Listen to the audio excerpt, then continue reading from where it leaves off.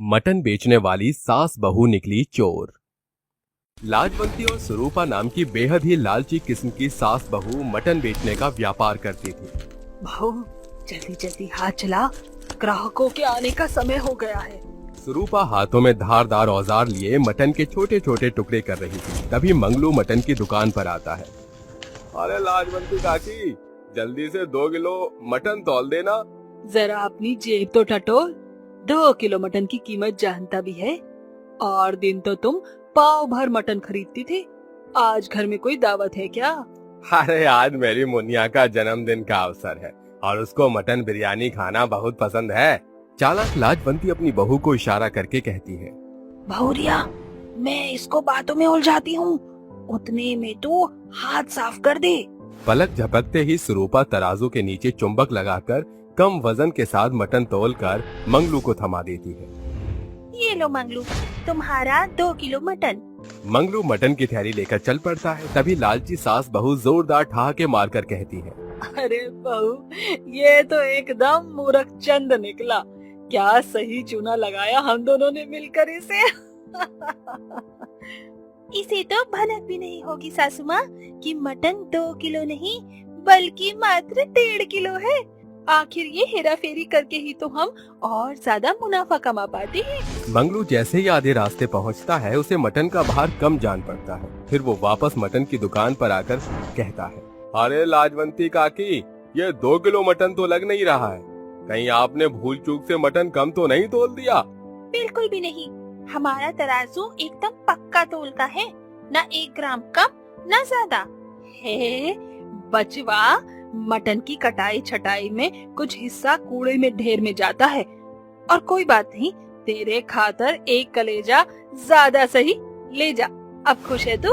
चालाक लाजवंती चोरी पकड़ी जाने के डर से मंगलू को कलेजी के टुकड़े का लालच देकर बात संभाल लेती है। सासू माँ, इतनी ईमानदारी दिखाने को किसने कहा था आपको? अरे मंदबुद्धि, अगर बकरे के 1 कलेजे से हमारा भेद खुलने से बच गया तो इससे बड़ा मुनाफा कुछ नहीं। अगर हमारी चोरी पकड़ी गई ना तो मटन बेचने का धंधा एकदम चौपट हो जाएगा। दोनों सास बहू देर शाम तक जोर शोर से आवाज लगाती हुई मटन की बिक्री करती हैं। मटन ले लो, मटन ताजा ताजा, लाल लाल गोश्त से भरा, एकदम सस्ता ताजा मटन ले लो। आज की खातिर मटन की इतनी बिक्री बहुत है। घर चलकर बचे हुए ये मटन बनाकर दोनों सास बहू मिल बांट कर चाव से खाएंगे। दोनों सास बहू बचा खुचा मटन का ठेला लिए घर आ जाती हैं और खाना पकाकर खाती हैं। अरे बहू, आज के मटन का मांस तो बड़ा ही नाजुक और मजेदार है। आखिर माँ जी, हम अपने पेट के लिए तो मटन की हेरा फेरी करते हैं ताकि सब्जी का दाम बच सके। ये तो वही मिसाल हो गई, आम के आम गुठलियों के दाम। वैसे बेईमानी हम एकदम खरी करते हैं। अगली सुबह सास बहू मुर्गे की बांग के साथ तड़के सवेरे उठकर ठेला लिए कसाई के यहाँ पहुँच जाती हैं। अरे ओ जमाल, जल्दी से आधा दर्जन बकरे खूंटे से खोल कर ले आओ। क्या बात है लाजवंती, आज सास बहू की टोली बड़े सवेरे दस्तक देने आ गई। खाली फोकट में बातों में ना उलझा, दुकान जाने का समय हो गया है। हाँ, फिर इन बकरों को हलाल भी तो करना होगा।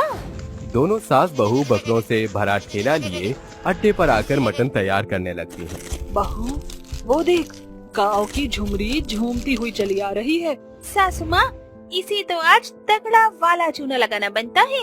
अरे ओ लाजवंती भौजाई, जल्दी से हमका 5 किलो मटन तोल दो।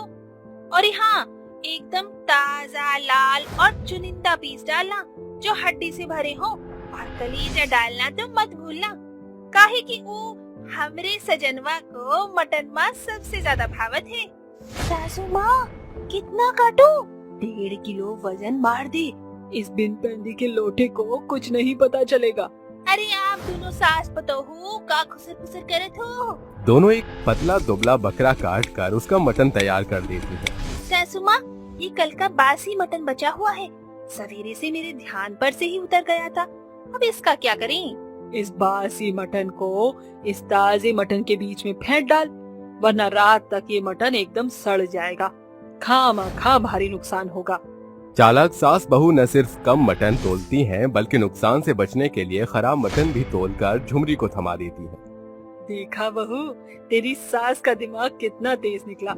कूड़े खत्ते में जाने वाले मटन को बेचकर भी नोट बटोर डाले। मक्कार बेईमान सास बहू हर दिन कम नाप तोल करके मटन खरीदने वाले लोगों के साथ हेरा फेरी करके उन्हें बेवकूफ बनाती थी। एक रोज सरपंच के यहाँ काम करने वाला भीमा आकर कहता है, अरे सरपंच जी के घर कल उनकी बेटी की शादी का बड़ा जश्न है, इसलिए उन्होंने तड़के सवेरे 50 किलो मटन मंगाया है। दोनों लालची सास बहू बड़ा ऑर्डर सुनकर खुशी से उछल पड़ती हैं। सासू माँ, कल तो अपनी लॉटरी लग जाएगी, लंबा हाथ मारने को जो मिला है। बहू, कल तो आधा आधा मटन की चोरी बनती ही है। लेकिन अगर हमारा भेद खुल गया तो? सवाल ही पैदा नहीं होता, क्योंकि मटन बनाने की जिम्मेदारी रसोइये महाराज की है, तो मटन की हेरा फेरी का दोष भी उसी के सर पड़ेगा। दोनों सास बहू सवेरे उठकर जमाल कसाई से 2 दर्जन हट्टे कट्टे चर्बीले बकरे खरीद कर उनका मटन तैयार करके महाराज के हाथों में सौंप आती हैं। महाराज मटन तैयार करते हैं, लेकिन शादी में मटन कम पड़ने पर छत्रपति उसकी खिल्ली उड़ाकर कहता है, राम राम, कितनी शर्मिंदगी की बात है, शादी में आए आधे बारातियों को भूखा ही लौटना पड़ेगा। सरपंच के घर मटन की खपत जो कम पड़ गई। अरे सरपंच काका, इतना धन बचाकर कहाँ ले जाओगे? जो गांव देहात को भरपेट मटन तो क्या, बल्कि एक मांस का टुकड़ा भी नसीब न हुआ। शादी में आए तमाम लोग सरपंच की तफरी उड़ाकर चलते बनते हैं। अगले सवेरे सरपंच के गुस्से का गुबार भीमा पर फूटता है। क्यों रे भीमा, तुझे पैसे ही चाहिए तो मुझसे काहे नहीं मांगा? ये मटन में हेरा फेरी करके तूने मेरी नाक नीची कर डाली। अरे हुजूर, ये आप कैसी बातें कर रहे हैं? अरे मैंने आपका नमक खाया है, मैं भला आपसे गद्दारी क्यों करूंगा? क्या? अगर ये सब तूने नहीं किया तो किसने किया होगा? इसका पता लगाना होगा। हो सकता है ये सब उस नमक हराम रसोइये का काम हो। सामने लाओ उस नमक हराम को। डरा सहमा रसोइया सरपंच के सामने पेश होता है। नाम महाराज और काम चोर चकारों वाले। 50 किलो मटन 25 बारातियों में कैसे कम पड़ गया? महाराज सच बोल, किसके हाथ बेचा तूने मटन का टुकड़ा? सरकार, मैं गरीब हूँ, बेईमान नहीं, लेकिन मैं अपने तजुर्बे से कह सकता हूँ कि वो 50 किलो मटन नहीं था। अरे 50 किलो मटन में तो सैकड़ों बाराती पेट भरकर एकदम टन हो जाते हैं। महाराज की बात सुनकर सरपंच का शक मीट बेचने वाली सास बहू पर जाता है और सरपंच कहता है, इसका मतलब ये चालाक लोमड़ी सास बहू ने गद्दारी की। लेकर आओ इन्हें। मटन चोर सास बहू सरपंच के आगे हाजिर होती है। क्यों शेर की खाल पहने भेड़िया, मटन चोरी करके कितना नोट बटोर लिया तुमने?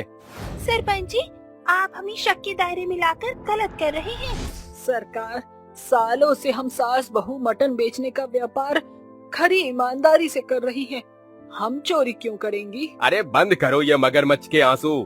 सच सच बताओ, कब से ग्राहकों को लूट रही हो?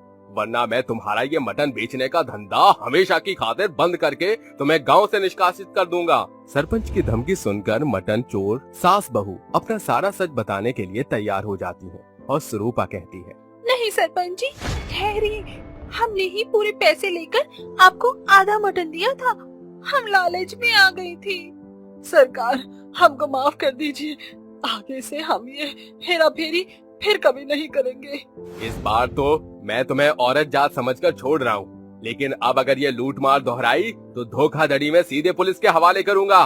कहते हैं ना, ज्यादा लालच बुरी बला है। मटन बेचने वाली सास बहू के बढ़ते लालच के चलते न सिर्फ सभी के सामने उसकी इज्जत उछलती है, बल्कि लोगों का भरोसा भी उन पर से हट जाता है, जिसके लिए अंत में लालची सास बहू को अपने किए पर काफी पछतावा होता है।